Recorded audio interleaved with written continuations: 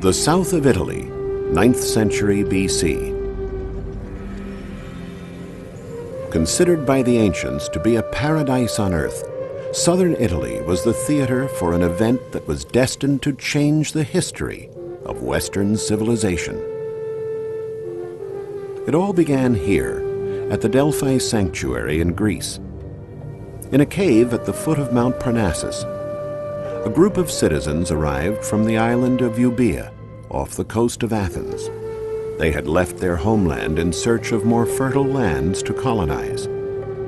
But why come here? What did they hope to find at Delphi? Was it a blessing from the god, Apollo? Apollo had both positive and negative sides, a strange, difficult, and sometimes dangerous god.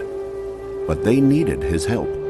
They were about to brave an uncharted and stormy sea that they hoped led to the Promised Land, which, for the Greeks of 2,000 years ago, was called Italy.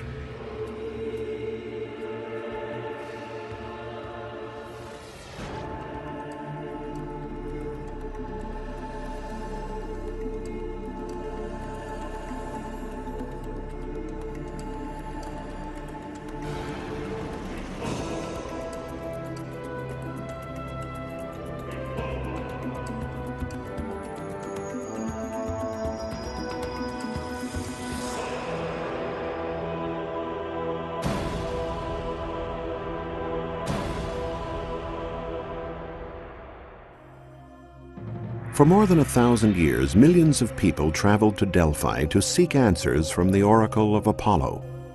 His advice was especially sought by colonists setting off to discover new lands. First, there were the uncharted and perhaps dangerous waters that they intended to cross. And second was simply the religious and spiritual importance of the sanctuary at Delphi at that time. Standing almost 2,000 feet above the sea, between the Gulf of Corinth and Mount Parnassus, Delphi was the Greek or Hellenic world's most famous sanctuary. Some of the greatest masterpieces of Greek art were concentrated around the temple. Today, all that is left of the statues that once adorned the sanctuary are their bases. They were colossal sculptures made of very expensive materials, and there were thousands of them. The sight of them heightened the pilgrims' expectations. There was the bronze bull, donated by the inhabitants of the island of Corfu in 480 BC. This was in honor of a bull who dove into the sea, leading fishermen to a great catch of tuna. And the splendid bronze copy of the celebrated Trojan horse, donated by the inhabitants of Argos in thanks for the spoils of war from a victory over the Spartans. But the centerpiece of the sanctuary was the Temple of Apollo, the god that oversees all beginnings, the protector of order and harmony. For those who made the pilgrimage to Delphi in search of answers, the temple was an impressive sight. It had 6 columns made of tuff along its front and 15 on each side. The frontons were faced with marble. In the pronaos, or portico in front of the cella, famous maxims were inscribed on the columns such as "all things in moderation" and "know thyself," phrases which capture the deepest essence of Greek wisdom. But it was the words of Apollo, transmitted through his oracle, that resonated most deeply with the Greeks. The oracle's predictions were transmitted through the frenzied words of an old priestess who interpreted the answers of the god. In a cave, the faithful awaited the response from the priestess, who, in a state of trance, recited prophetic words regarding the route to follow and where they should land. By following these directions, and probably those of sailors as well, the first Greeks reached the shores of the island of Ischia in the Gulf of Naples about 2,800 years ago. This marked the beginning of the Greek colonization of southern Italy, a vast territory given the name of Magna Graecia, which in Latin means Great Greece. But what was Magna Graecia? Basically, a group of polis, or city-states, whose wealth and power would soon exceed that of the Greek cities of the motherland. For the Greek settlers, used to the searing sun, aridness, and mountains of their homeland, Italy was a true paradise on earth, with its mild climate, abundant watercourses, and fertile plains. From the first cities sprang more. The inhabitants of Sybaris, founded by Peloponnesian Greeks, built Poseidonia, now Paestum. The people of Cumae, originally founded by Greeks from the island of Euboea, created Parthenope, which was to become the Athens of the West and is now known as Naples. Many of the residents of Naples are thus of Greek origin, direct descendants of those early settlers from Euboea. Naples is the commercial and cultural heart of the Mezzogiorno, Italy's south, the promised land of the ancient Greeks.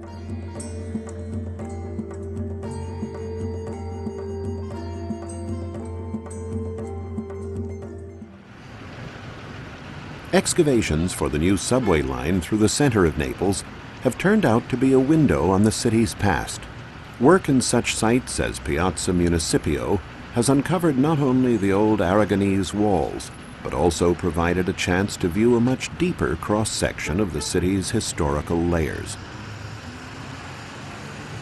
Archaeologists from the Naples Monuments and Fine Arts Service have found numerous objects of Greek origin, such as the small fragment of an Attica vase dating back to the 4th century BC, decorated with the figure of an owl.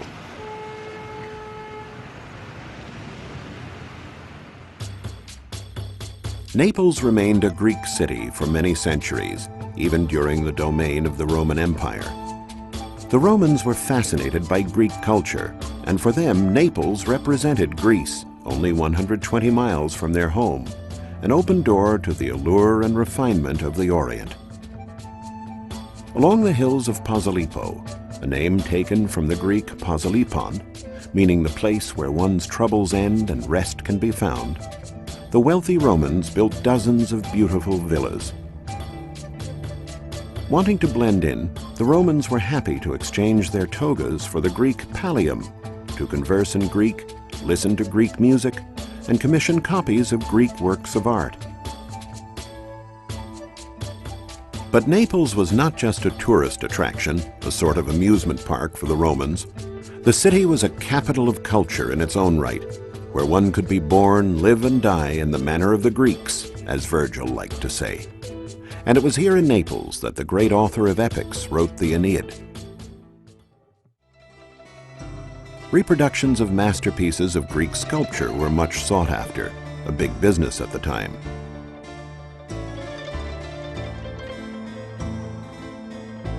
Thousands of masterpieces from the Parthenopean school flooded the world, a veritable legacy of Greek art. The rich Romans paid, and paid quite well, to have imitations of famous works of art grace their villas and gardens.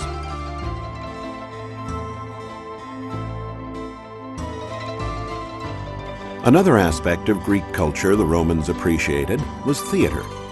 To stand on the stage of the Naples Theater was the dream of every artist, the consecration of a life, a yardstick of success. The ruins of the Naples Theater have been found buried under later constructions.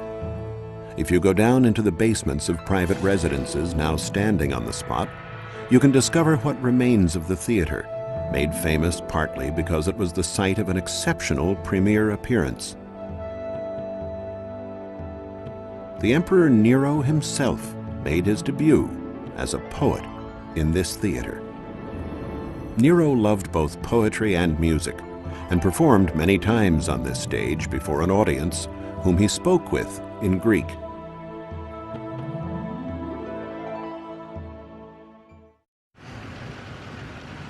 Not far from the theater is a section of Naples named for the Virgins. Here, hidden behind this door, several yards underground, is a veritable treasure, a Greek hypogeum from the 3rd century BC. Hypogea were large subterranean chambers having the dual function of being a burial ground and a sanctuary. It was in the hypogea, for example, where ceremonies were held dedicated to the oriental god Mithra, who was worshipped widely in Naples. This well-preserved one, the Crystallini hypogeum, was built outside the city walls in an area that in ancient times was nothing but forests and fields. Everything here evokes Naples' ancient past, even though it is quite probable that the bones and skulls date back only to the 17th century, the period of the Great Plague during the Spanish rule. The discovery of the chamber only 100 years ago amazed archaeologists with its finely conserved state. There are votive edicula and delicately frescoed walls with figures still glowing in bright colors, and funerary urns for the mortal remains of the deceased. But what is perhaps most striking are the touching farewells to the departed, written in Greek on the walls. Here a father addressed his daughter, Aristogoras, with touching simplicity. "Goodbye, my beloved daughter."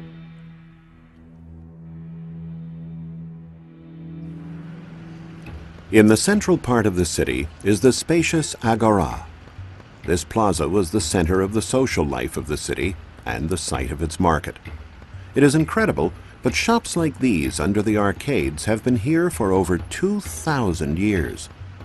And it is amazing to note that these narrow streets all have the same width, about 10 feet, and are spaced at regular intervals of 115 feet.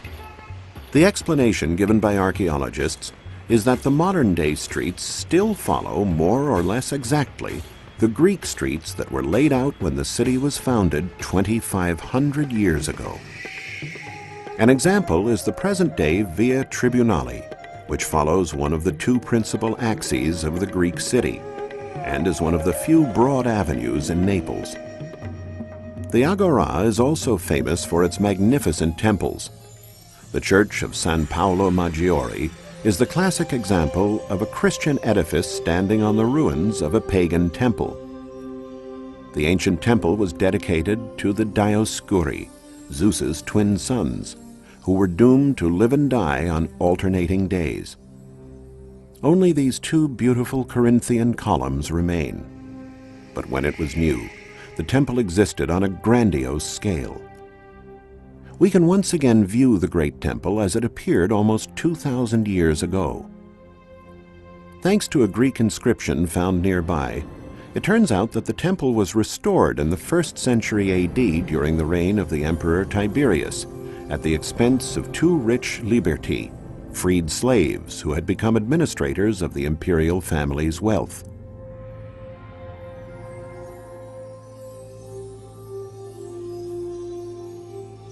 Through recent studies that established the ancient route of the perimeter walls, archaeologists now have a view of the entire ancient city of Naples.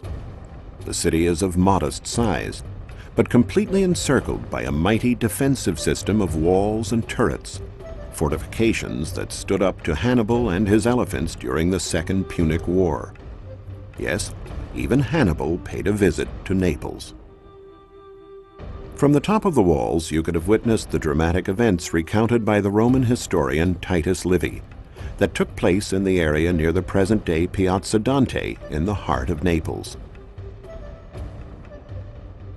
Livy wrote, "The cavalry of the Neapolitan army succeeded with rapid sorties to sow confusion in the enemy ranks, and thus forced Hannibal to abandon his siege." Walking through the streets of modern-day Naples, you can see traces in the features and gazes of the Neapolitans of the incredible mix of races that marked this corner of the Magna Graecia during the Hellenic and Roman period. Egyptians, Romans, Italians, Illyrians, and Africans were all accepted within the city walls into the community founded by the Greeks, an exemplary demonstration of tolerance. Naples was only one of many Greek cities in Italy. Paestum, 60 miles to the south, was the location of a very important Greek sanctuary. We don't know exactly when Paestum was founded, but it certainly dates back to at least 600 years before the birth of Christ and was founded by settlers from Sybaris, another city of Magna Graecia. Paestum's importance in antiquity is evidenced by these walls that surrounded the inhabited areas. But the best testimony to its wealth are the great temples of the sanctuary, built in the 7th and 6th centuries BC. At that time, Paestum was known as Poseidonia, the Greek name for the city, in homage to the sea god Poseidon. This temple, improperly called a basilica by the early scholars, is the oldest one. It was dedicated to the goddess Hera, a divinity who was venerated as the goddess of fertility and maternity, and who would watch over women when they were about to give birth.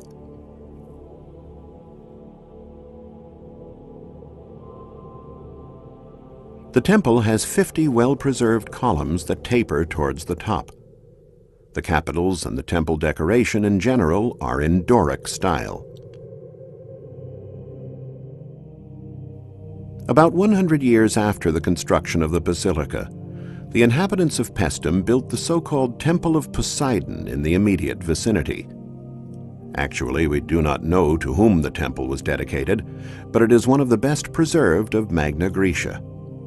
It had symmetrical fronts, with 6 columns along each shorter side and 14 columns along each longer one. The complex of the 2 temples comprised the sacred area. At the time, the sight of the 2 stone giants shining in the sunlight must have been a view of rare beauty.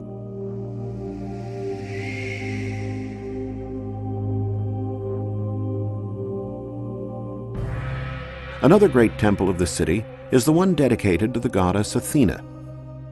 This temple is quite original to the expert's eye, since its external columns were Doric, while the columns and capitals around the cella, currently displayed in the Museum of Paestum, were Ionic. For modern scholars, this is the first known case of 2 different architectonic orders used in the same building. During medieval times, the temple was converted into a Christian church, as demonstrated by the tombs found inside. In the Forum lies the so-called Italic Temple, or Capitolium, the first temple built by the Romans after the year 273 BC, when Poseidonia came under their domain and took the name of Paestum. This temple was rather exotic, starting with its high base, a lot different than those of the Greek temples. It was dedicated to the triad of divinities honored on the Capitoline Hill in Rome: Jupiter, Juno, and Minerva. At the turn of the 1st and 2nd centuries AD, the temple occupied a part of the stairways of a pre-existing structure, the area of the Comitium, where the city assembly met in the open air. The area was packed with monuments, and in the distance was the great bulk of the amphitheater.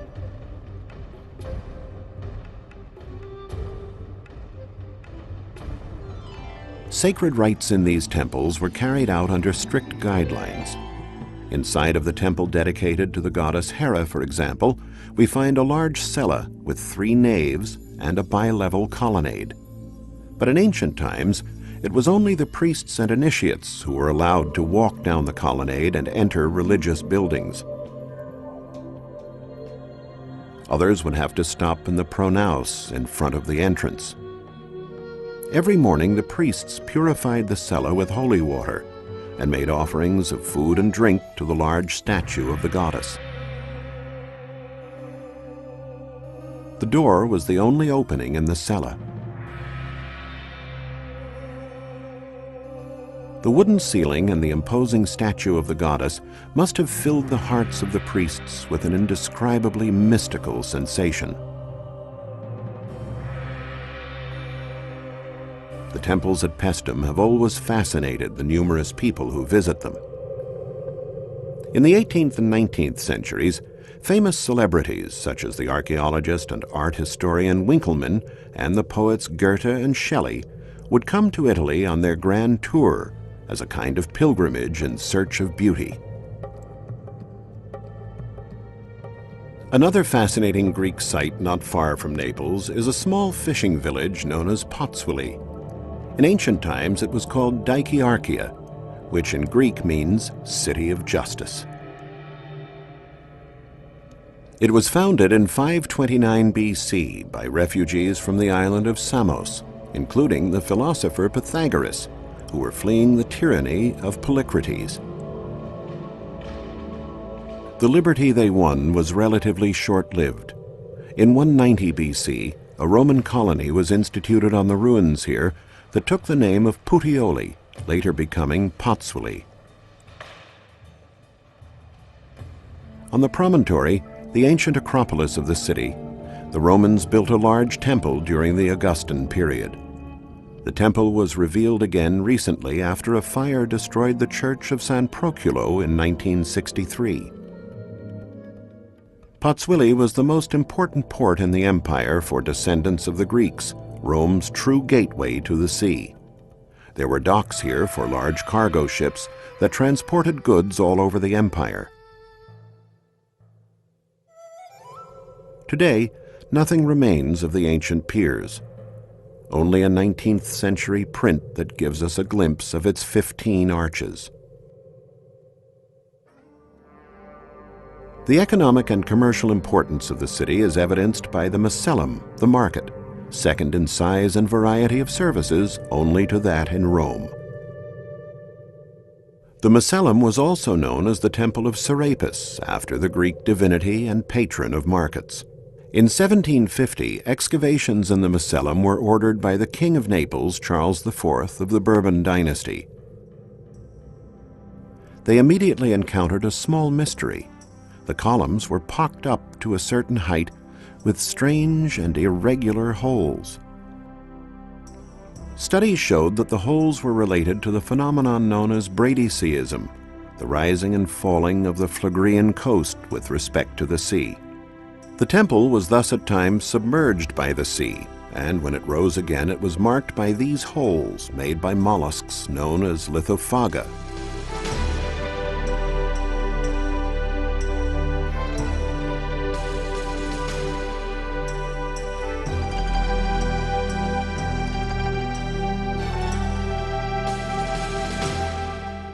The Macellum comprised a large rectangular portico, measuring 190 by 245 feet and enclosing the shops.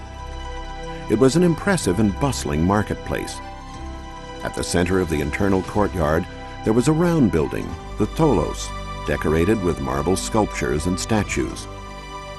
The market was a riot of Mediterranean colors, a meeting place for many different peoples and languages, from Egyptian and Phoenician to Greek and Latin. On display were exotic products, spices, perfumes, ointments, Greek and Egyptian antiques, and naturally, a wide variety of products from the sea. In 1700, in the large apse behind the Tholos, archaeologists found a statue of Serapis, after whom the entire complex was named.